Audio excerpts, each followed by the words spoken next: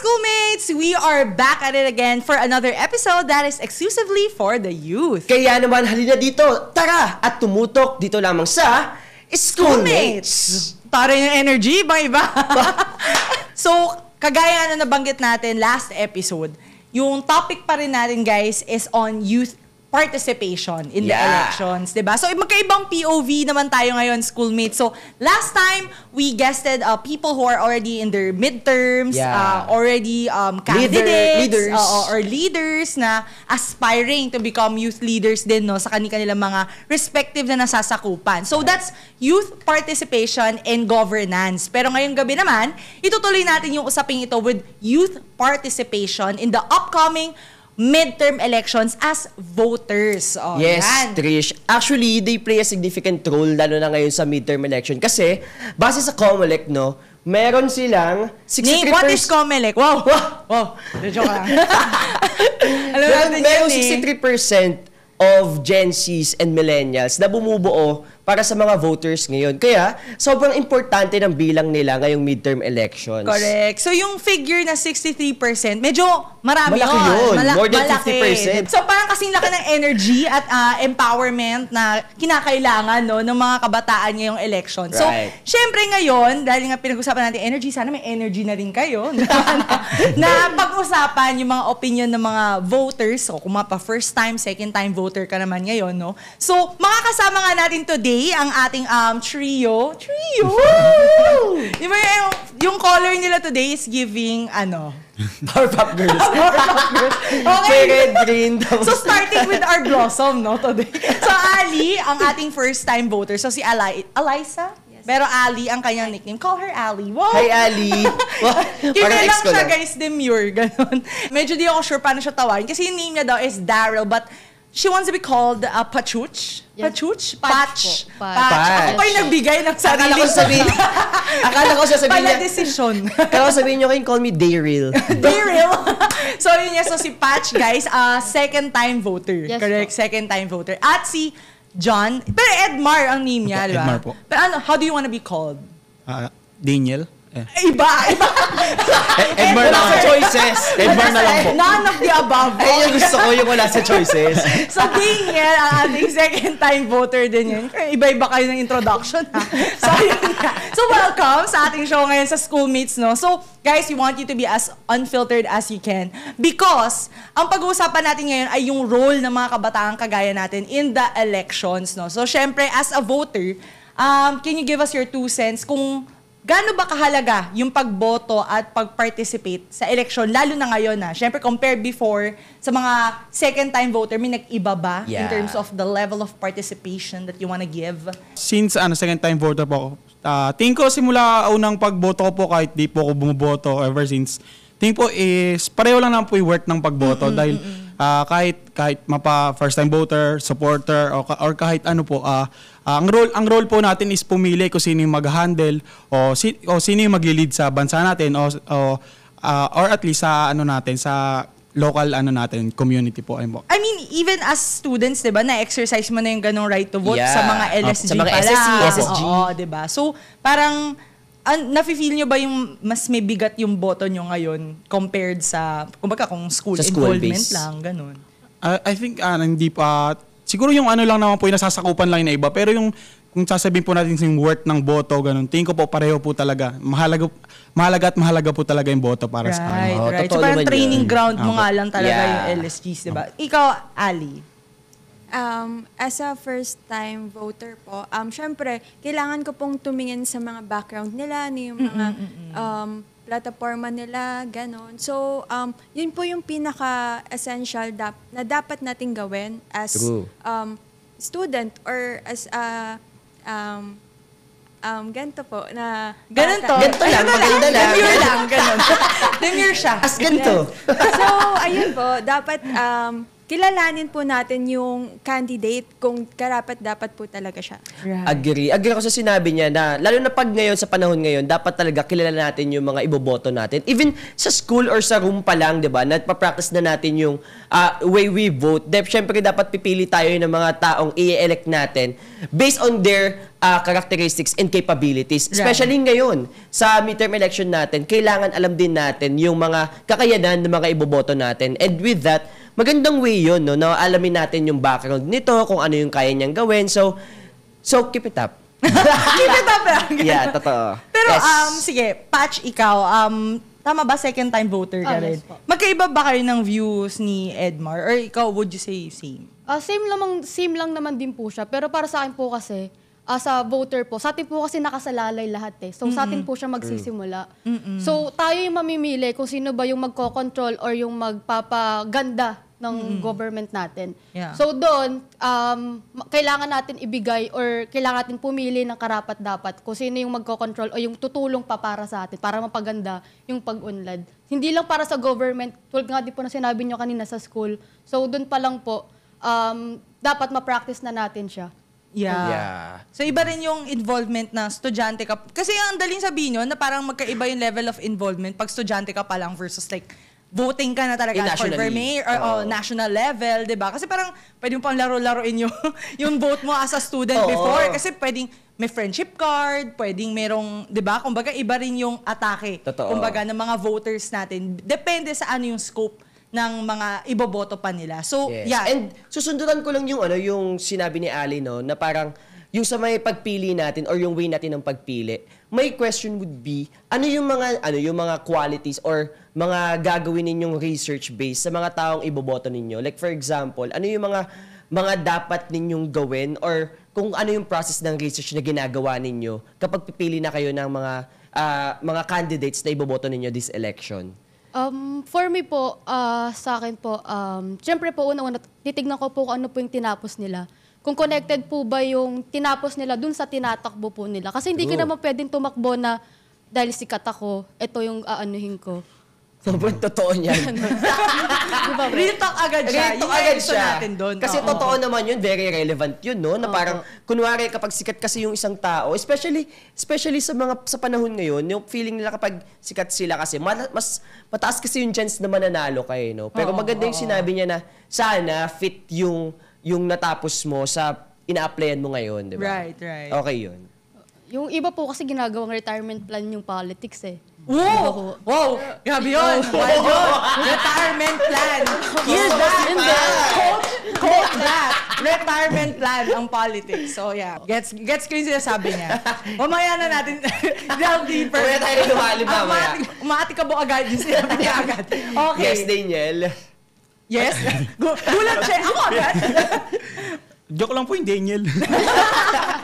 Ayun po, I mean, nasa kamay naman na po natin yung kapangyarihan ng internet. Kaya sobrang dali lang ng research. Although, prone pa rin po siya para sa mga fake news, True. sa mga misinformation, disinformation, ganyan. Kaya mas mahalaga pa rin po na kilalanin natin at nang mas malalim, hindi lang po puro internet, ganyan. Tama na po yung sinabi niya, yung tingnan natin yung natapos, tingnan natin kung ano yung mga gusto niya mangyari.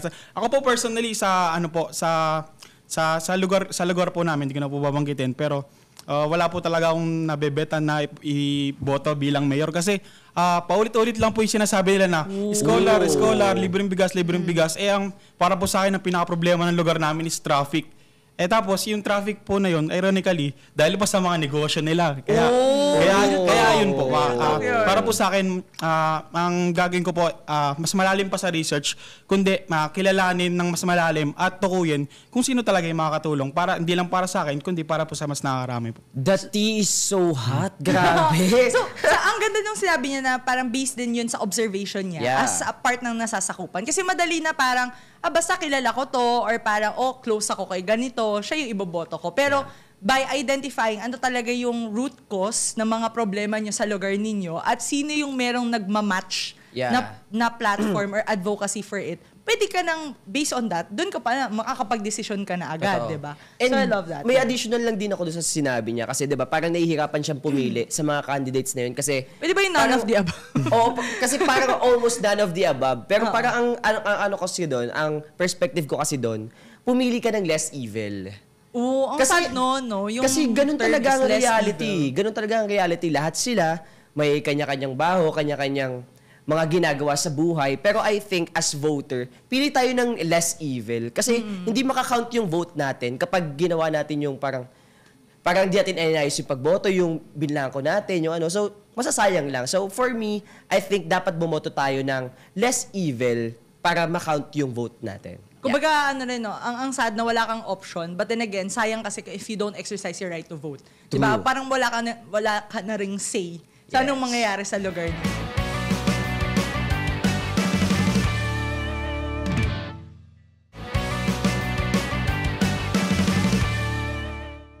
Apart from the background, apart from the platform, meron ka pa bang next level na ginagawang research about them? For example, kung kunwari sa social media may scandal ba to? May Totoo. ganito ba to? Yung mga ganun. Kasi iba-iba yung lens ng mga voters kung paano mo naliligawan yung mga voters. Right. So anong ikaw as a voter, ano yung next level mo dun? Nagfa-fact check po ako sa lahat ng mga nakikita ko sa social media, ganyan.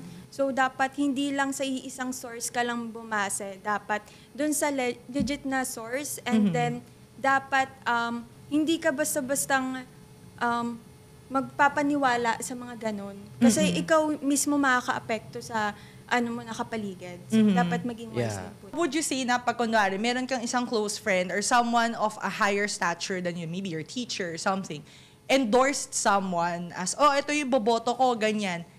How do you take it? Like, inire-research mo pa ba yun? Or basta based ka sa degree of relationship, Ano? pwede na to? No po.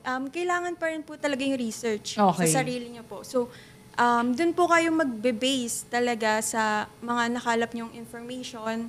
And then, dun po kayo magde-decide if totoo ba talaga yung sinasabi ng friend mo. Yeah. Okay. Sige. Kasi usually, nagigimit siya yun ng mga away on social media, di Totoo. ba? Like parang, ikaw, ito yung vote mo, tapos another person tatry niya i-dissuade yung isa. Yeah. Tapos mag-aaway sila. Di ba? So, it also becomes an echo chamber na pwedeng pagmulan din ng misinformation. Yeah. So, nakaka-affect din siya on how other voters make their decisions. Di ba? So, ngayon naman, ano yung way nyo ng kaya ko rin siya tinanong kanina, leading up to this question, no? Paano nyo hinahandle yung opinion or suggestions, again, based on degree of relationship, yung suggestions ng kaibigan, ng kamag-anak, sa pagboto? Kasi pa minsan may ganun, yung family, hardcore, ganito sila. Oo. So ikaw, pag hindi ka nag-vote doon, di ka belong. Or paminsan, hindi na lang nagsasabi. Yung mga magkakapamilya, sino yung binovote nila, lalo na on the dinner table. Kayo, how do you handle that in your respective parang close circles? Even sa Hindi ko ready si organization. Ding, ikaw, push. Push mo yan.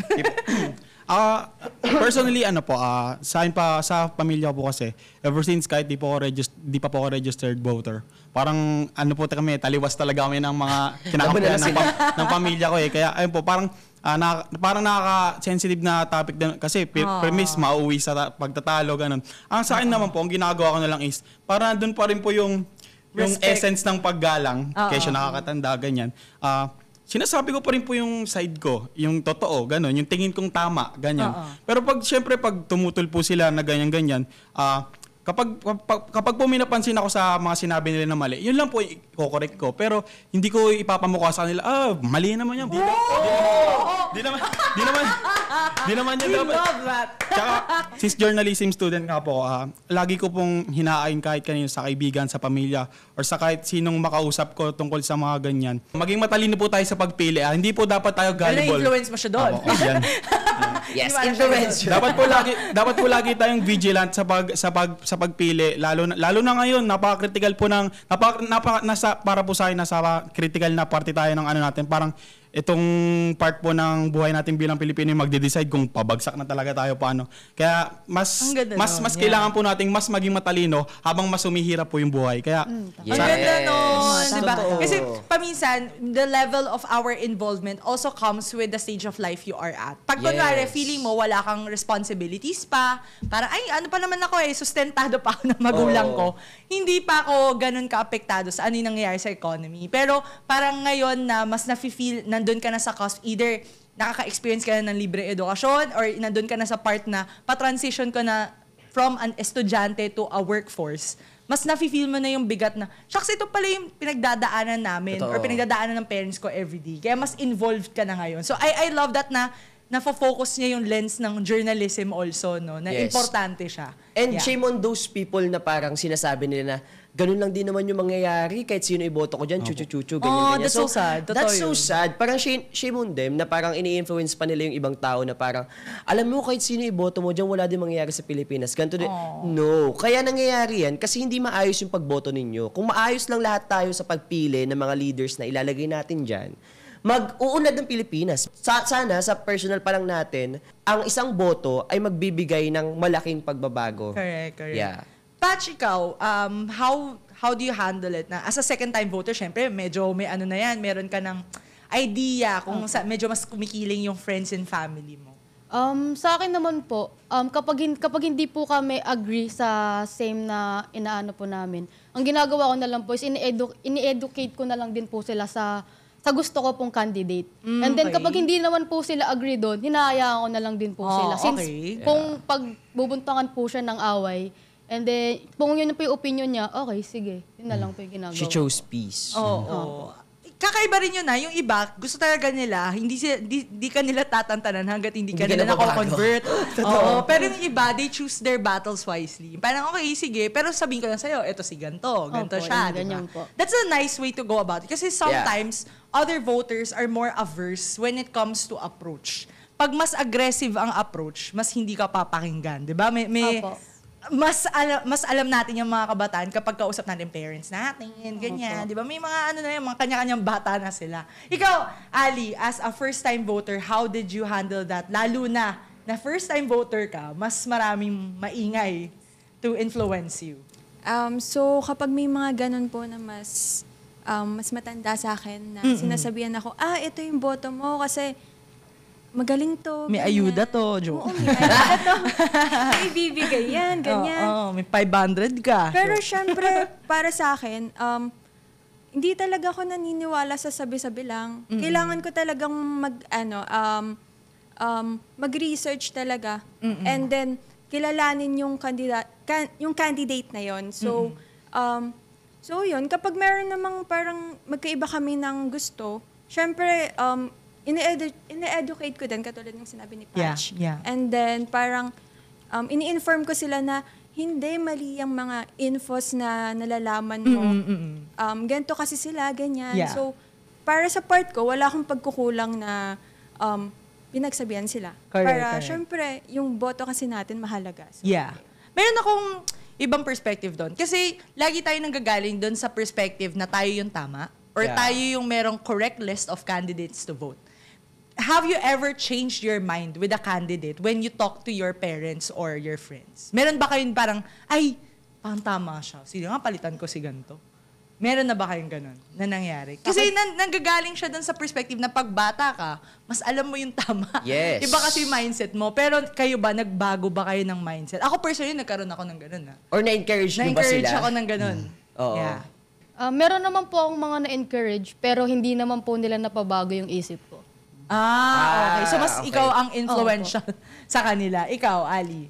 meron po, syempre as first-time voter po, binibigyan po nila ako ng info. So, parang na-realize ko din na tama yung mga sinasabi nila at some point. So, ayun po. Okay. Yun lang po. Ay, maganda rin yun kasi mas may malleability ang mga first-time voters than second-timers. Kasi pag second-timers, di, okay na ito. Okay na tong list ko. Ready na to, nakasulat na to bago pa ako dumating sa balote. Pero yung mga first-time voters, sila yung medyo kaya mo pang ligawan, di Oo. ba? Sa pagpili ng mga kandidato, di ba, syempre napaka-importante ng plataforma. Pero this season, do you agree ba na some of the candidates hindi nagiging visible yung mga platforms nila? And as kabataan, ano kaya sa tingin ninyo yung rason? Pinaka nakikita ko pong rason, lalo na sa panahon ngayon, is yung dinastiyang political po at yung impluensyang hatid nun. Kasi kung napapansin po natin, yun, totoo po yung nasa tanong, yung nabanggit sa tanong na hindi na po visible yung platforms nila kasi tulad nga po ng napag-uusapan natin palagi na, uy, si ganito, dati ng yung tatay niyan, sige, yan, ayos yan, boto na natin yan.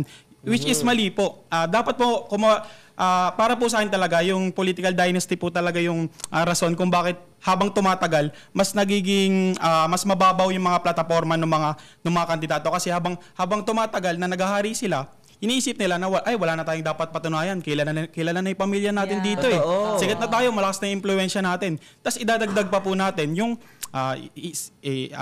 syempre po kapag mga mga politiko na sila, magkakapera po sila.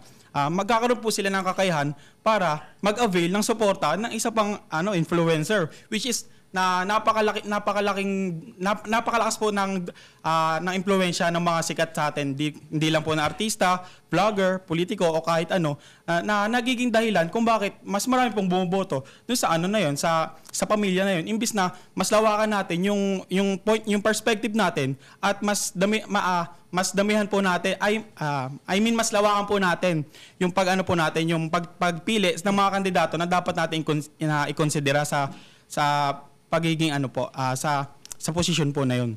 Maganda yung sinabi mo na mas nadidilute kasi ng fame. Yes. Or parang Ganun pa loyalty to a name. Yung parang clarity na binibigay nila dun sa plataforma nila. Parang pag kilala mo na tong pangalan na to, check na yan. Okay Totoo. na yan. Kasi tama yan. Parang yung tatay niya maayos yan. So therefore, yung anak niya dapat maayos din.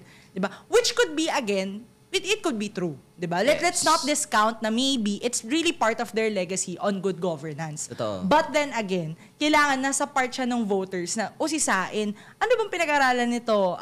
Ito ba nakikita ko na ba tong participative sa mga previous na projects ng kanyang tatay? Yung mga ganon. Oo. Kasi paminsan visibility is also important. But at the same time, yung sinabi nyo na parang yung plataforma leveling field kasi yun di ba? Yes. Parang kawawa din yung iba na wala masyadong pera. No one speaks for them. And Totoo. parang organic influence lang yung nira-ride on nila. Pero kumbaga, kung may pera ka, kaya mong bilhin yun So yun yung malungkot. Na sana, hindi mabulag yung kabataan doon na hindi porket sikat ka, ibig sabihin ikaw na agad yung boboto ko, di ba? Kayo ba, Patch? Or, Ali, siguro mas ko sa perspective mo muna, as a first-time voter. How do you view fame on that aspect? Na kapag kunwari boboto ka, meron kasi iba na ang perspective nila, kapag hindi known, yun yung binoboto nila. Binabaliktad nila. Oh. Pag hindi nila kilala, yun yung binoboto nila. Ikaw, anong perspective mo doon? I made a reason kung bakit ka sikat. So, meron doon yung, sikat ka kasi marami kang mga nagawang mabuti. Okay. And then, Oo. pangalawa doon, sikat ka kasi, Marami ka. May issue ka. Marami kang issue. Controversial ka. Sabihin na natin. Tama naman yun. Observation yun. Yeah. so, doon lang nagbe-base yung fame mo. So, dapat pahalagahan talaga kung paano mo view yung candidate na yon. So, dapat hindi lang dahil sikat to, sige, doon na lang tayo. So, marami tong mahatak na ganyan. So, matutulungan tayo. So, dapat hindi tayo doon bumase. Yeah. So, dapat doon tayo talaga sa mga naipakita nila na improve nila, ganon. Yeah. Actually, that's the sad reality ng mga voters ngayon sa Pilipinas. Kasi may napanood akong interview sa Blue App. Ang ganda. Okay, Oo. saved. Kasi parang may napanood ako doon na one of their answers sa question na kung sino yung iboboto nila, sinasagot nila lagi kung sino yung kilala. Kasi sobrang nakakalungkot yun. Sino yung nakita ko sa billboard? Oo, kung sino yung matunog sa kanila, sino yung ibang hindi kilala, pero maganda yung plataforma, maganda yung sinasabi, maganda yung track record. Hindi nila nako-consider yun kasi hindi nila kilala. Laging sinasabi, ayan, iboboto ko kasi sikat yan, tsaka Lumabas sa TV show. Oo, tsaka nasa TV show yan. Marami natutulungan yung mga tao. Which is hindi, di ba? Kunwari, ngayon, sa election natin ngayon, senators ang mga kinakailangan na mag-fulfill ng mga positions na yun, no? So, syempre, hindi gawain ng ng ibang mga kandidato yung kunwari, magbibigay ka ng ganito, kasi hindi yun yung trabaho ng senador, di ba? More on legislative okay. sila ang gumagawa ng batas. Gets. So, dapat pipili tayo ng mga candidates na marunong gumawa ng batas. Kasi may mga candidates na sumisikat lang kasi ganito yung background nila, nakakatulong sila dati, may mga ganito silang bagay na nagagawa. Pero, ayun ba ang trabaho na pinupuntahan nila? Again, kailangan fit for the job description. Yes. Patch, ikaw, meron ka bang ganun na-observe na in terms of sa lugar ninyo, wag mo na lang din pangalanan, na ang binoboto ay yung sikat? Meron naman din po. Kasi most po ng mga doon po sa lugar namin is hindi po sila educated about sa mga candidates na tumatakbo po doon. So kung ano lang din po yung naririnig nila na dumadaan Na jingle. yung mga... Yes, Okay. ayun, doon. Then kung ano po yung mga nag-aabot ng ganto, ganyan. Okay. Ayun po yung inaano nila. And mostly yun po yung naririnig ko talaga. So normally, mas nandun siya sa age ng medyo mas matatanda na. Opo. Correct? Oo. Kasi mas maririnig mo yun sa mas matatanda. Ay, kinamayan ako niyan. Pumunta Yes, po. yan sa amin. Di ba? May ganon eh. Umikot yan dito sa amin. Oo. Kilala ko yan. Mukha niyan. Di ba? Oo, So, siya yun. it's a sad reality. But again, siguro na that's also something that the Comelec can look into. Like, Yeah. how do you level the field for all candidates? Kasi ang baba na nga actually ng kumbaga job description. Yes. Ano yung qualifications para tumakbo ka? Napakababa, marunong ka magbasa at magsulat. Actually, hello? oo. Ayun yung It's based on what you're applying Ang tagal for, na noon, diba? sa panahon pa nila Andres Bonifacio. Oo, eh. diba? And you don't wanna ostracize. And the reason why it's been like that, it's because, again, hindi nga completely accessible ang edukasyon dati. Yes. Diba? So, walang access yung mga tao before na kahit may puso ka, kahit mabait ka, kahit meron kang will to serve, kapag hindi ka nakapag-aral, tanggal ka na agad, or hindi ka marunong magsulat or magbasa, tanggal ka na agad. Oo. But again, importante yun kasi gumagawa ka ng batas, di ba? Yes. So, ngayon naman, as a youth, sa tingin nyo, saan ba dapat mag-focus yung plataforma ng mga kandidato? Kayo, may mga sariling advocacy ba kayo na kapag narinig ko to, sure ako, iboboto ko to. Siya na. You're the one. Ganun. Oh yes, gusto mo magbibot na din. Go.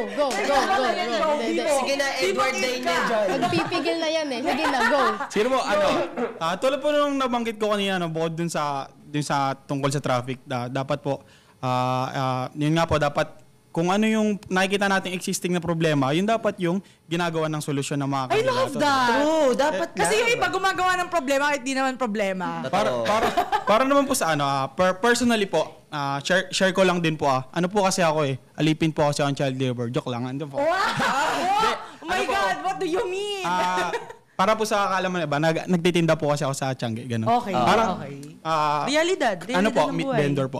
Para sa akin, ang dapat po talagang pagtuunan ng pansin ng mga kandidato ngayon is mapamura yung presyo ng bilihin. Hindi lang ng krudo, hindi lang ng karne, kundi pati bigas. Which is magiging posible lang po pag tinuon nila yung pansin nila sa mga magsasaka, mangingisda, manggagawa. Yes, hindi agriculture sa mga natin. foreign vlogger na mga nagba-vlog tapos niloloko lang yung mga Pilipino kasi wala na tayong Oh my God, I love that. Good thing na kulong na yun. Anyways. wala na tayong oras para mag-react para sa mga foreign vlogger na ginagawa tayong Clickbait, legit. para sa mga dating politikong nakulong. Wala nang oras para sa drama ganyan. Dapat po mas pag-focusan natin yung problema kasi ako po sa sarili ko di naman po sa pagiging judgmental, pag nakikita ko po na parang less fortunate. Judgmental ka talaga sabihin Yun mo. Okay na yun. Pag nakikita ko parang less fortunate yung bumibili sa akin, parang nakakaawa na tama ko, ganito po talaga yung presyong ilalagay ko Oo. Ano pong magagawa ko? Mahal po talaga ng karne, ang mahal ng puhunan. Alam naman kami yung magpalugi para matulungan sila, diba? Yeah. Kaya po para sa akin, kung pinaka-the best po na solusyonan ngayon is yung pagtaas ng presyo ng mga bilihin na mapangunahin nating mga pangangailangan po. Yes. Ang Actually, ganda importante nun. yun. Maganda yun. Yung sinasabi niya na mag-focus yung government natin sa mga needs ng mga Oo, tao. basic needs, Basic needs ng mga tao. Lalo na yung agriculture. Ayan. Kasi yung maraming nagugutom sa Pilipinas. Tumataas pa ang bilang ng poverty natin. So Oo. sana magawa ng solusyon din yun. At saka yung malungkot sa mga magsasaka, sila yung nagsasaka, pero hindi sila yung nakakakain. Totoo. Hindi sila hindi sila yung kumikita, Oo. 'di ba? Tapos yung lupa nila, paminsan inaagaw pa sa kanila. Yes. 'Di ba? Yung pautang mo, kumbaga pambayad mo yun, pamboundary mo lang yun. Tapos yung ita-take home mo, halos parang wala pa. Oo. 'Di ba? So parang mafe-feel mo na laki ng injustice na nangyayari ngayon na sila yung nagtatrabaho. Yes. Pero hindi sila yung unang nakakakain, 'di ba? Oo. Tsaka sila dapat yung may pribileyo na makapagpaaral ng mga anak. Kasi Yes. grabe yung point na ginagawa nila pero hindi yun yung nakakapagpaaral, 'di ba? Paminsan nasa mas mayaman pa. Yes, correct. Dagdag ko lang po, since nabanggit nyo kanina kung may sarili ba kaming advokasya. Siguro po kung sa sarili ko magkakaroon ng chance para tumakbo bilang ganyan kahit anong posisyon man yan, ganun. Tingin ko po ang magiging main ko po talaga advocacy ko is ipatigil po yung mga pang-aagaw ng lupa sa mga magsasaka, ganyan. Yes. At tunay na reform sa lupa at saka sa mga dagat na pinapangisdaan po, ganyan po. Itigil yung mga government project, mga reklamasyon na sumisira sa mga natin. Kasi yan din po isa sa mga rason kung bakit tumataas yung presyo ng bilihin natin. Tapos, on the other hand po, kahit mataas po yung presyo ng bilihin, isda, karne, ganyan, bigas, nakapagtaka po ng sinasahod ng mga minorities natin, barya lang po na pupunta sa kanila. Isa pa po na gusto kong solusyonan is mabuwag po yung mga cartel o yung mga middleman system po. Ooh, wow. Ganda ng economic. Maraming, again it's a chain of different reactions. Maganda Yes. yon na parang at this point, nare-realize mo na agad. Kasi ikaw mismo yung nakaka-experience. Oo. So sana, yung mga voters, ganun din. Pag-isipan nyo, ano ba yung naging problema ninyo on your everyday lives? Yun yung hanapan nyo ng solusyon through the candidates that you will be voting. Yes. If not, edi kayo yung tumakbo. 'Di ba? Wag yung parang umaangal tayo, pero di tayo tumatakbo. 'Di ba? Okay, so yon.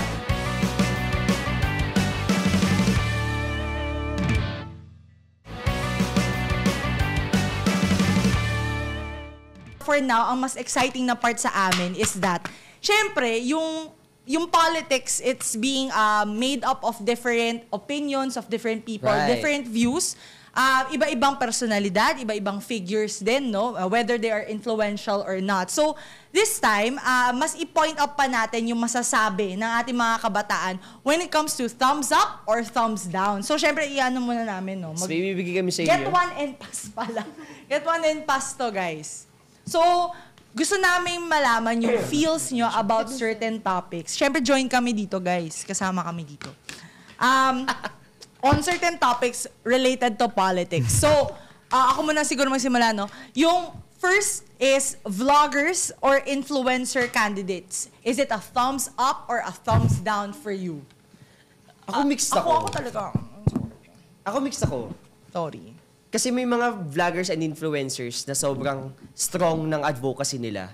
Okay, okay. Though lamado din naman kasi yung mga fake news spreader. kaya ano ako, mix ako. Mix ka, mix. Sige, isa na lang. Patch, ikaw, bakit? Yun po, katulad po na sinabi natin kanina yung sa fame, tumatakbo lang po sila para mas makilala sila and ganun. Kumita. Sabihin na natin. Ginagawang Sila- business ang politika. Okay, sige. Ali, ikaw? Ganun din po. Same About sa feels din. Fame din. So, technically, fame doesn't really do good when it comes to a candidate, I guess. Yun Yeah. yung medyo unanimous. Next. Next, political dynasty. Ako no ako sa political dynasty. Ako hindi amado. Wala. Okay, sige. Ikaw. Sige, Patch, ikaw lang yung kaiba dito. Di na ako magsasalita. Ikaw, Patch, bakit? Meron naman po kasing iba na okay naman po yung pagpatatakbo ng anak nila. Okay. Kesa dun po sa... Nauna. Opo. Okay. So, Okay. again, pwedeng proven by Based on their experiences. based on their experience. Okay. Sige, eto. Oh my God! Ang lala! Ba't ganito yung next question? Face! Guys, face over brain candidate. So, mukha lang, ganun. Mukha lang ang puhunan, ganun. Ganda lang ang puhunan. Gwapo lang ang puhunan. Ano Magbigay feels ka ng nila? example kung Pero sino. lahat naman negative yung sasabihin ko dito. Ako, no ako. Ay, ikaw, Ali. No po, syempre. Dapat hindi lang muka. kahit kinikilig ka kapag pag kinakamayan ka, ganon. Hindi, anong silbi ng muka sa politika? I love that. Oh, quote Ganun. that. Anong silbi ng mukha sa politika? Again, pangalan lang naman nila yung nilalagay sa batas, di ba? Hindi naman yung mukha nila. Hindi naman kasama yung mukha nila. So, Next. tarpaulin lang yun kasama. Okay. The candidates with previous law cases. Oh my God! Oh my God! No. Oh my Lalo God! na, ay! Alam nyo, pag may Hindi ko mga talaga gets. Hindi ko talaga gets. Pwede po magdagdag tungkol doon sa face over brain. Saglit. Sige. Ah, sige. Di pa siya over. Guys. Para po, no din po tayo. Kasi isipin po natin ngayon pa lang po parang hindi naman po ganun ka gifted sa physical na anyo yung mga kandidato natin. Nagiging panatiko na agad yung mga tao. Oh my Diba? God. Kaya paano pa kaya pag yun yung pinahalaga, ay, gwapo na ito. Sige, kahit loko-lokohin mo ako, okay lang. Di yan jowa nyo, guys. Di yan jowa nyo, guys. Huwag nyo gawing relasyon. Tama. Ayun po, tungkol naman po sa candidates with previous Law law cases, cases po. yeah. Siyempre, no rin po tayo ng... Siyempre, yung para po sa akin, buhay na buhay yung konsepto ng pag nagawa niya noon, kaya niyang gawin ulit ngayon eh. Yes! And he's not talking about just politicians. Ganon! Pati jowa That's mo. how you answer, Ganon. guys. Okay. Sige. Next. Ito medyo tinanong ko to kanina. Like, it could be a different interpretation. Misrepresentation of party lists. So, yung meaning daw nito is that, kunwari, you're running for IPs, di ba? Pero walang IP na representative dun sa party list na yun. O is it a yeah? Is it a no? Ako, meh. Meh. Kasi it could be they're running to help them. Kasi Okay, may mga, okay. like for example, syempre may mga diba, mga IPs na, syempre alam natin sa reality, no, may parang, May education gap pa rin. yes, oo. So, yung mga tao na could stand for them, we should support them. Ako. Yeah, Ako kaya din, ako. Lemado. Siguro yung Ali, ikaw, like, for example, I wanna pick your brain on it. Pag kunwari, animal advocate, ganyan. Yes. Pero, kumbaga, hindi naman siya part ng previous organizations before. Ano lang siya, parang volunteer, gano'n. Anong tingin mo dun? Boboto mo ba siya?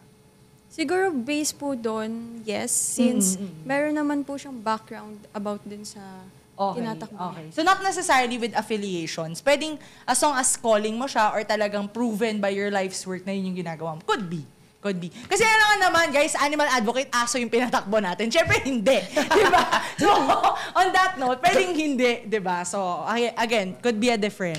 Yung next natin. Next is young politicians. Ako, yes.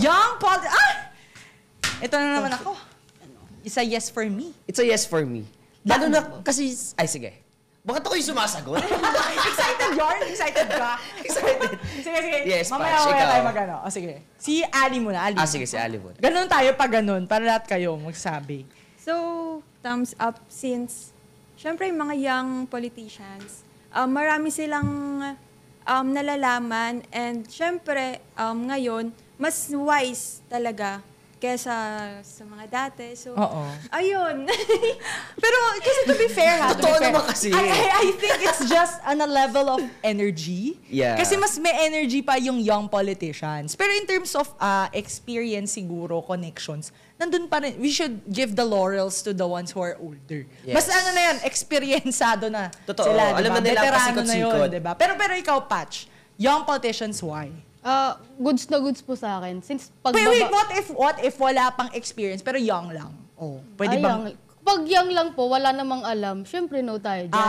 Okay. Pero kung educated naman siya, may mga experiences naman siya kahit sa school lang, Okay. yun, okay naman po siya for me. Okay, sige. So, ano pa rin siya, no? Based on previous experience. Edmar, ikaw. Edmar. Thumbs up po sa young politicians kasi para sa akin mas exposed po yung mga kabataan kaysa sa mga matatanda. Di naman po sa pagdi-discriminate ng edad nila. Hindi po sila Tinamaan yung mga nasa... para po kasi sa akin May mas violent reaction kayo? para po kasi sa akin mas madaling bolahin yung matatanda lalo sa internet. Kasi nga po, based on my experience po lalo sa mga matandang nakapaligid sa akin, lahat ng vlogger pinaniniwalaan nila eh. Well, totoo. Well, totoo. Para sa akin mas matalino po talaga, mas dapat talaga although dapat po pinifilter pa rin natin kabataan na pagkakatiwala natin. Tulad po ng sinabi niyo kanina, mamaya young lang, di ba? Siyempre, Young lang, mukha siyempre, lang. mamaya young lang, Yan lang Pili talaga. pa rin. Proceed po tayo sa next level ng pagkilatis po. Pili pa rin. Research pa din. Ganun. Yup. So, okay guys, so I hope you had fun a bit, no? At medyo na ano kayo doon, na eskandalo sa mga talong natin. Pero anyway, so, syempre itong mga issues na binanggit natin kanina, medyo pinag-uusapan pero hindi ganun ka-comfortable yung mga kabataan na kumbaga, sabihin siya in plenary or pag-usapan amongst their families. Kasi nga, there is still that barrier when it comes to understanding, no? And very common siya in our society, especially in Philippine politics. Yes. Mas expressive siya. Pag tinignan mo yung world politics, hindi masyadong ganun eh, di ba? Unique, only in the Philippines talaga ang ganun. So bilang kabataan, ano sa tingin niyo yung dapat baguhin? Ito, maganda tong tanong. Dapat baguhin sa sistema ng ating eleksyon at siguro yung landscape ng politika sa ating bansa. Para po sa akin yung sistema po ng election sa Pilipinas sa particular, ay, parang wala naman po siya ang problema sa proseso. Para po sa akin, ang dapat mabago is yung edukasyon. Tsaka dapat mas maging expose yung mga botante natin. Tulad nga po ng sinabi ng paborito kong senatoriable ngayon, karamihan ng mga bumoboto, parang tinuturing yung eleksyon na kompetisyon. Pag nanalo yung manok namin, uy, talo kayo, asar kayo sa amin, asar, ganun. Okay. Diba? Oh.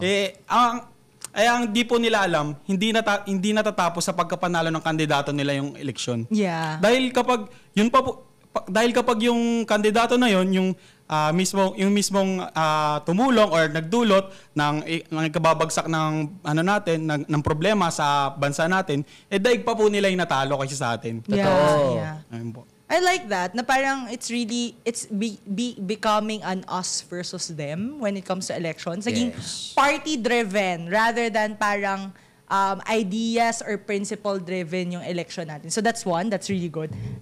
Ali, ikaw, as a first-time voter, anong gusto mong makitang magbago naman sa bansa? Magbago sa bansa natin is yung corruption. Okay. Since hanggang ngayon, wala pa rin pagbabago, andun pa rin tayo dito sa baba. Kasi sa mga ibang bansa, super dami na nilang achievements. Tapos tayo, dito pa rin tayo sa parang sa mga bilihin natin, mas lalong tumataas yung bilihin, imbis na dapat magtulungan yung bawat Pilipino, tapos parang mas pinapahirapan tayo ng mga nasa taas. Yes, okay. So, one thing that you wanted to change, if may maluklok na bago, no, is to change corruption, no, or eradicate corruption. Patch, ikaw, magbago sa politika at saka sa election na, kung may process or anything. Yeah. Sana mas maging matalino, tapat, at kaya ipaglaban yung mga nasa laylayan natin. Tulad ng mga sa magsasaka, mangingisda, at syempre yung mga, yung mga manggagawa natin. Sana kaya nilang ipaglaban yun. Yun po. So, sige, more on the second message na yun, no? Pero, guys, in terms of mensahe siguro sa mga botante, yes, kayo muna siguro. Ano yung mga messages ninyo sa mga katulad ninyong first time and second timer voter sa pagpili ng mga kandidato this election?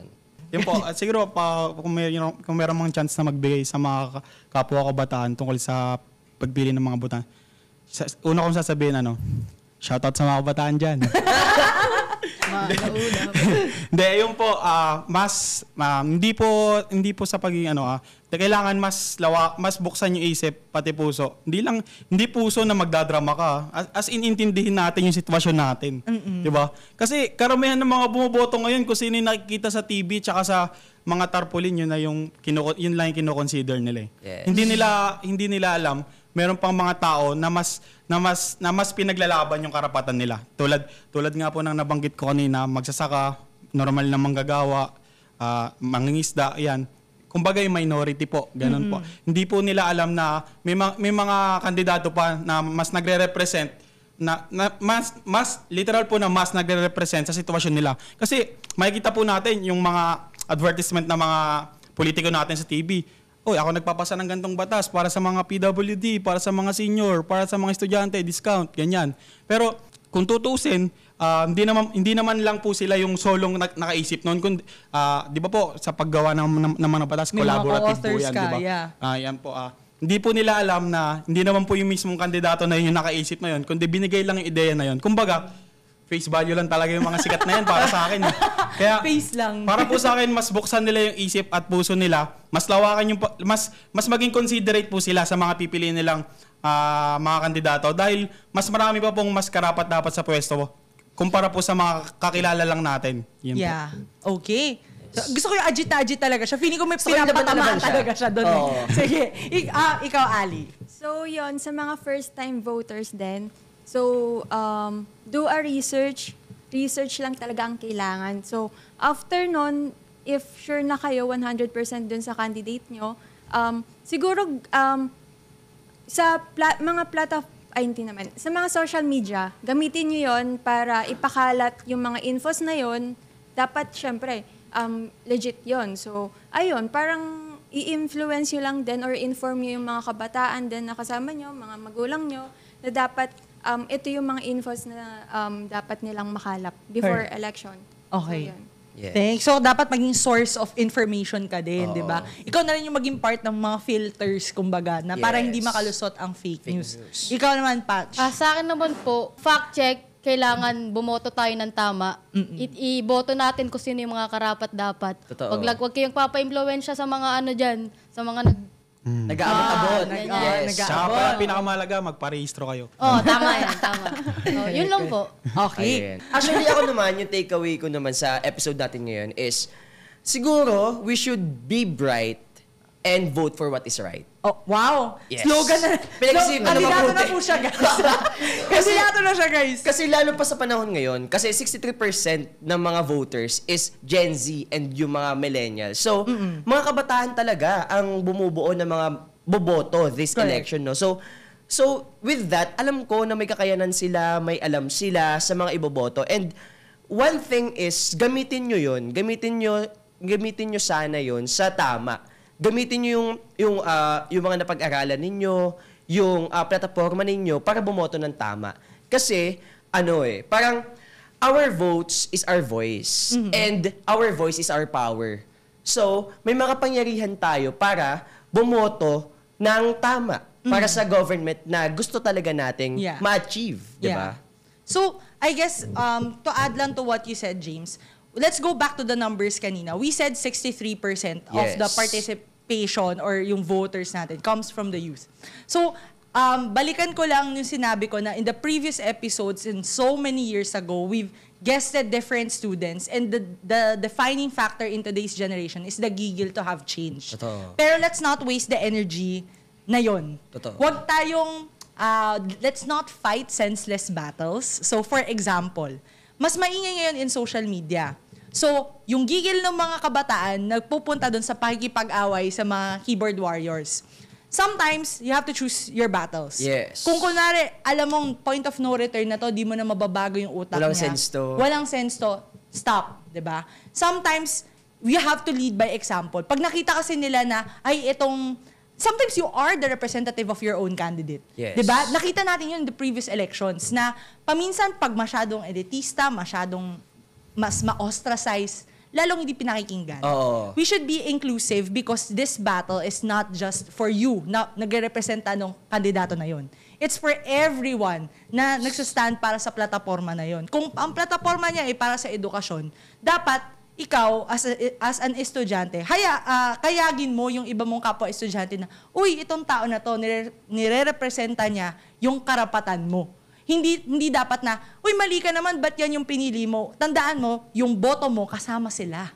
'Di ba? So, wag mong kalimutan na doon sa bawat boto na ilalagay mo sa balota, hindi lang pangalan mo yung nakataga doon. Pangalan ng kapamilya mo, pangalan ng mga kaibigan mo, at saka syempre, future ng mga anak mo, 'di ba? So, parang again, when it comes to voting, it's not a personal matter. Hindi siya based on just your own values, but you should observe, 'di ba? Based on what's really happening on the ground. Problema ay traffic, dapat meron kang engineer diyan, dapat meron kang urban developer diyan, meron ka dapat nagsalisik ng mga batas tungkol sa laws and traffic, 'di ba? So, bakit ka boboto ng taong ganda lang ang ambag? Bakit ka boboto ng sikat taong lang. sikat lang ang ambag? Anong gagawin yan sa'yo? Sasayawan ka ba yan pag nasa Senado? Hindi, 'di ba? Magsusulat yan ng batas for you. So it represents who you are. Yes. So when you research well And when you research, it's not just to fight another person. Oo. It should be to show them na, hey, we can make better choices kasi we're much wiser now. Right. We have technology that backs us up, di ba? Gamitin mo yun. And hindi to pakulan, ha? Kasi yung ibang tao, inisip nila, mas cool ako kasi ito yung binoto ko, minority Oo. yung binoto ko. Hindi ganon, guys. Hindi siya pakulan. Kasi again, daig pa ng natalong kandidato yung mangyayari sa atin kapag hindi tayo nanalo sa pinili nating kandidato. Di ba? Right. Okay? So, again, maraming salamat no, kay Liza, kay Daryl, Daryl, Patch, Daniel, John, Edmar, ikaw na lahat. No? Sa pagbahagi Maraming salamat, guys. Yes. So, thank you so po. much sa pagbahagi na inyong opinion ngayong araw sa mga Gina G dyan. Yes. Sana mas Gina G kayo paglabas nitong episode na to. No? And maraming salamat din Bagong Pilipinas Studios, to our crew and staff. Maraming salamat po. Correct. No? So, guys, once again, this episode, sana hindi nyo lang ngayon yan papanoorin, ha? Sana sa mga schoolmates natin, panoorin nyo after the election. Yes. Isipin mo, tama ba ang naging desisyon ko ngayong darating na eleksyon? Kaya with that, sa bawat isapin, sa bawat issue, may boses tayong mga kabataan. Sumali, makinig at makiisa dahil ang bawat opinion nyo'y mahalaga. Kaya sabay-sabay nating isigaw sa buong mundo, Schoolmates, may pakialam ka!